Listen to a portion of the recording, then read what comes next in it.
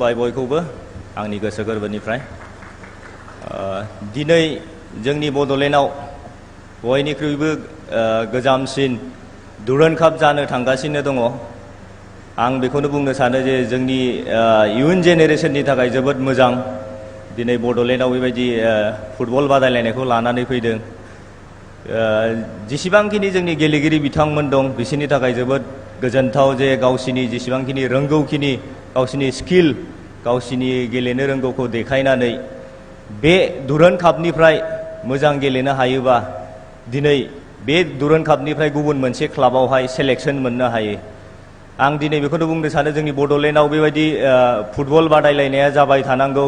आं सारमोननिसिम बेखौनो रिक्वेस्ट खालामो जे जोंनि बड'लेण्डआव बायदि खेलाफोरखौ लाबोबाय थायो जाहाथे जोंनि इयुननि जेनेरेशन जेसेबांखिनि गेलेग्रा बिथांमोन दङ गावसिनि रोंगौथिखौ देखायनानै मोजाङै मोजां गेलेनो हायो आरो बिनिफ्राय गुबुन दाबसे मोजां जायगायाव थांनानै गेलेहैनो हायो। आं बेखौनो आसा खालामो दिनै जों गेलेया नङा जोबोर फुटबल गेलेबाय थ' आं लुबैयो जे जोंनि इयुनाव जोंनि जेनेरेशना गावबा गावनि रोंगौथिखौ देखायनानै जोंनिफ्राय गोजौसिन गाखोनो हायो।